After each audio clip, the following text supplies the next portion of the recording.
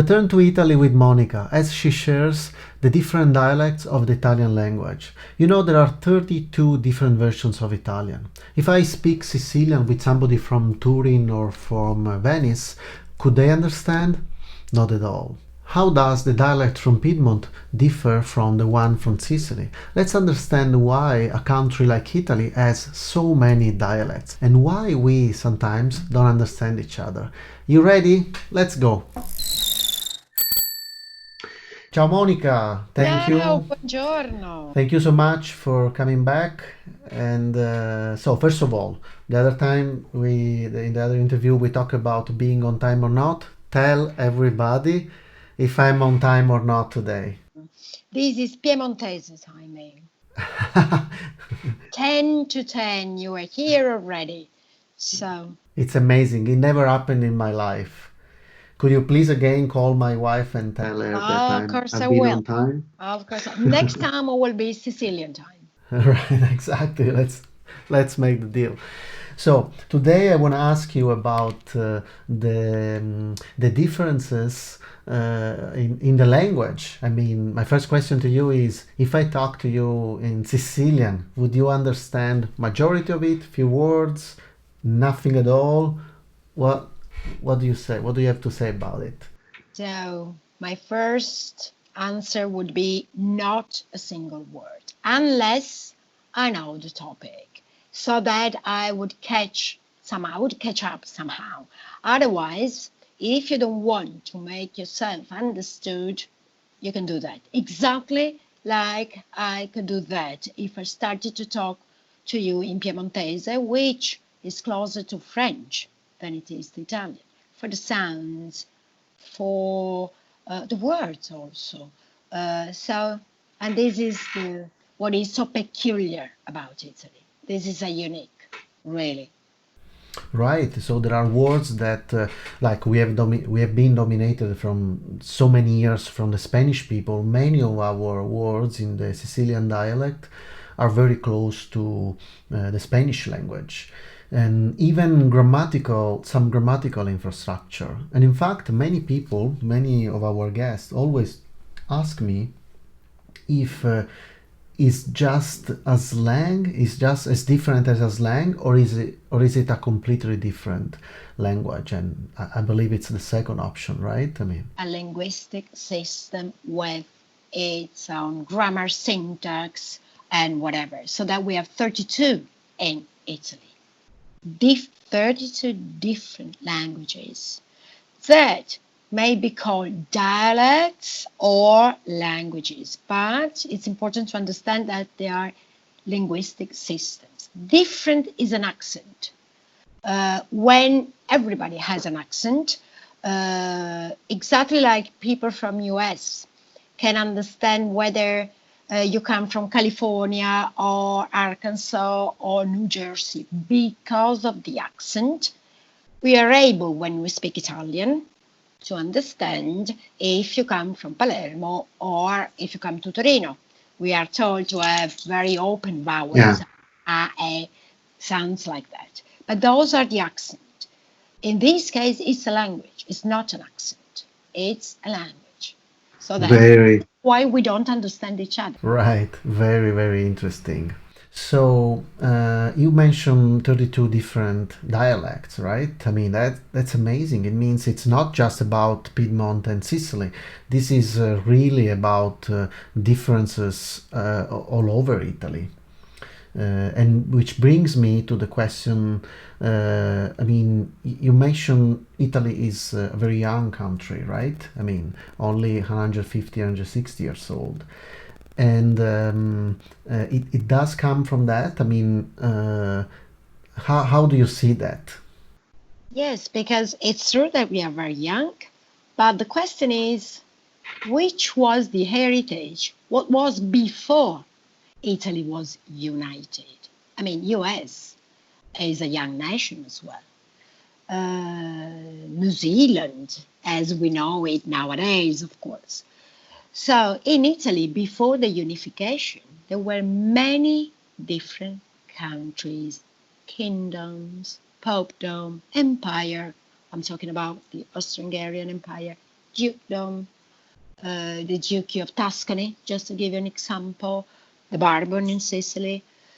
And apart from having different roles, they had different languages, different way of life. And this explains also why being punctual is different nowadays if you whether you come from Sicily or Piedmont. Just good. Absolutely, yeah. It has an impact on our everyday life on many levels. Food, think of food. Right. Architecture and language, of course. Language is the social expression of human beings. So this is the reason why languages were affected. If you spoke Spanish or French or German, or you were on the border of the Austro-Hungarian Empire, but you had a different heritage. So things make sense. This is why we are so unique and peculiar. It's our history, which is a unique. Right. So as you were saying that, I was thinking about slow food, the movement founded in Piedmont in the 80s or in the late 80s, and Italy, the restaurant, where their main focus, their core business is uh, exactly this peculiarity, this variety in the food.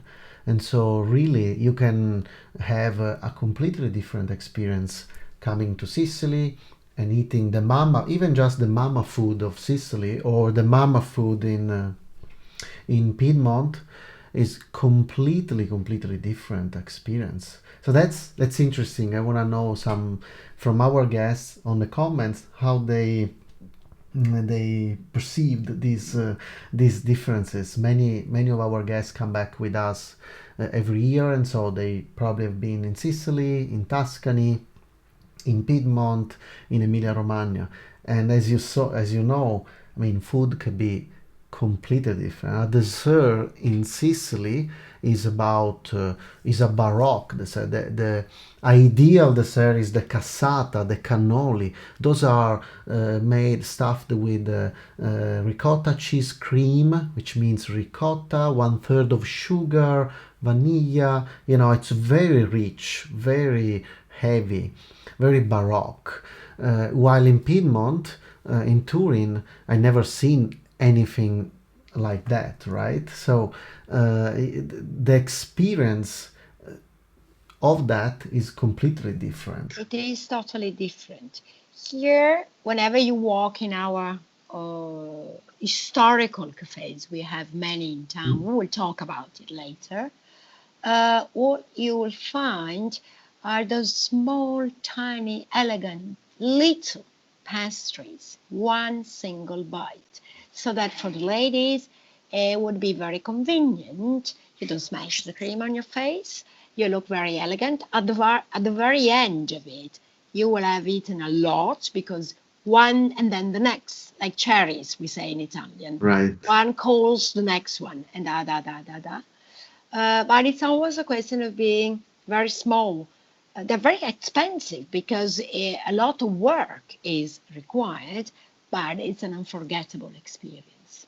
I can see. I mean, it truly is the opposite than from from Sicily. I mean, you can't eat a cannolo and another and another. You die at the second one, basically. We have cannolo with zabayon sauce inside, which is like sort of custard cream. Please, please. If you can't say this is a fake news. You cannot say that's. I told you in the other interview. We're going to argue. You can't say that you guys in Piedmont have a cannolo. That's only from Sicily. Okay. Our cannolo. Once, I I just give you mean, an example about the size. I'm sure that most of our guests have been to Sicily, so more or less know the size of a Sicilian cannolo, right? We have cannolo, they're not the same, they're different, but we call them cannolo. More or less, they look the same, and they are this size, my small finger size, okay? Why? Because then you would have more than one, or just one. Make it, it's 11 o'clock, you have a coffee, you're having a coffee with your friend, It's too early for lunch. I mean, 11 is too early even for us. And you have that quick bite, which doesn't affect your lunch, and you have a treat. You treat yourself well with a homemade small tiny cannoli. See how different it is. It is very different. It's actually about a different scale in this case because I would say I would describe that experience in Sicily in the exactly same way. You treat yourself, but with a cannolo big like that instead of with a, we call it a cannolicchio, the small one, a cannolicchio. You will have And more than one, different varieties also. That's the result of having the advantage of those small size pastries. So you may have cream, you may have chocolate or whatever. But I mean, I love cassata. Cassata is one of my favorite. let me tell you, Monica, you can't call a cannolo a cannolo. You can't use the same name in Piedmont. That's not a Sicilian cannolo. Please be aware of that. This is canola from Torino, but I always No, come on. No, I can't even hear that. Come on, it's like to say this is a champagne from Sicily. It's not a champagne. There are differences on that. canola. You walk inside an historical cafe, you see one of those and say, "How do you call them?" And they say, "It's a canola, of course." I need to You taste may to say a taste that. mini cannolo. I I can need give you that. absolutely. Well, I have an experience. Well, once in a pizzeria, I had cannolo. Well, I didn't have a cannolo. A friend of mine ordered a cannolo, which I didn't even consider to order, and he's from Turin, and he was so excited about it. I mean, thinking it was a great cannolo, but nothing even close to what we have in Sicily. Just so you know. First, what Yeah. we all recommend always is to eat food in the place where this variety of food comes from. So that I love cassata, I love cannoli from Sicily, but even if we have places here in town where you can buy them, of course I need to come to Palermo to have that. And it's Oh, the same for our small, tiny little pastries, for this way of life of the historical cafes. In order to appreciate it, you need to come in town. right. That's interesting. So let's put aside a bit for a Our moment our cannoli, argue, our cannoli, and let's talk about the historical places because you said, yeah, you have just the little one, just samples, and you go to taste it to have the experience of the classy historical places, which I know in Turin there are at least three or four from what I know. And are they still popular? I mean, those come from the time of unification of Italy, from the 1900s. So the people still go there. Do you usually go there? yes. The reason why they're called historical, as you were saying, is because history was made inside those places. Politics, those new sociological, political, historical issues were being discussed there by the intellectuals, by the same people that actually worked for the unification of the country. And this is the reason why they're called historical. So they go back to those times, but they're kept really alive still nowadays. We locals go there. We say that it's better to have a coffee in a beautiful place than it is to have a coffee, the same coffee, in an ugly place. So this is Right. why we go there. We meet up with our friends.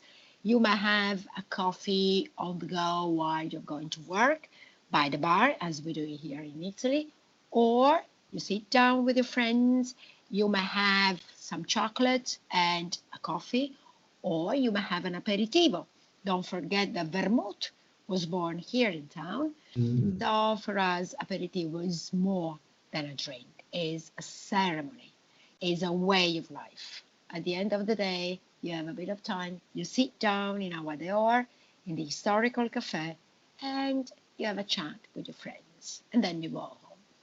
So this is the way that we use the historical cafes. We don't have an historical cafe because we use our time for a huge lunch. We finish having lunch at 4 and then and then a nap, the siesta, and so it's not about the It is aperitif. different. And this is why Italy is such a unique country, because it's different. Wherever you travel to, wherever you drive to, you will find different habits, different architecture, different food, different way of life. This is very interesting. You just said, you mentioned those places are historical not only because they are just old, but also because history was made there. And so I'm going to talk to Jacqueline, our guide from Palermo, to talk about the unification of Italy from that side. So would you say that the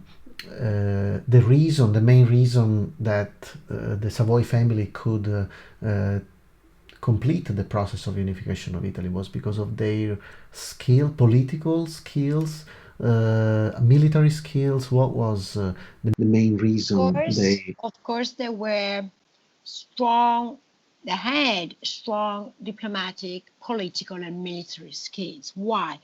Due to the long history of having a small country to rule, which was on a very strategical position on the border with France.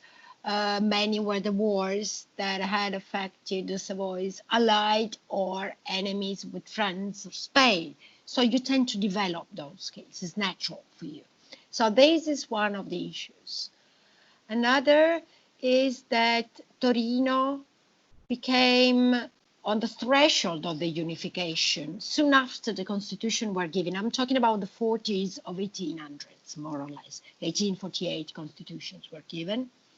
Torino was the place where the intellectuals, scholars, politicians, what we would call nowadays the new minds, very open-minded people, came. Why? To discuss those new issues. Torino was a very open-minded place.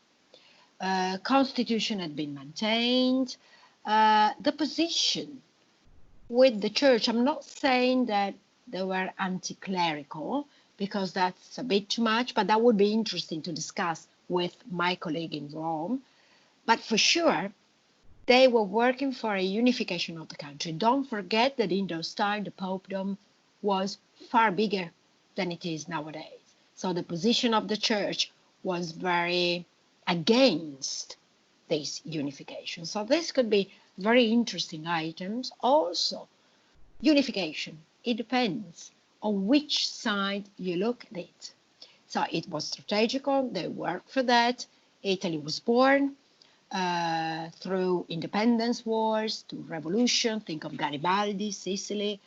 But then I'm sure that the point of view of my colleague in Palermo would be, I'm not saying different, but from another side. And this is peculiar again of this country. Right. Even nowadays, there are Well, many. It's an open question. when you said when we made the country, I mean, it's a different process, the political unification and then the social unification, and to keep together a bunch of Italians with all those differences has never been easy, and even nowadays I can see some difficulties. I mean, the argue I have with my wife. I mean, of course we all feel Italian. We all know we are Italian. I tend often to say I'm Sicilian more than I'm Italian. Anyway, that's another big topic to talk about. Thank you so much. This has been great. I hope everyone who has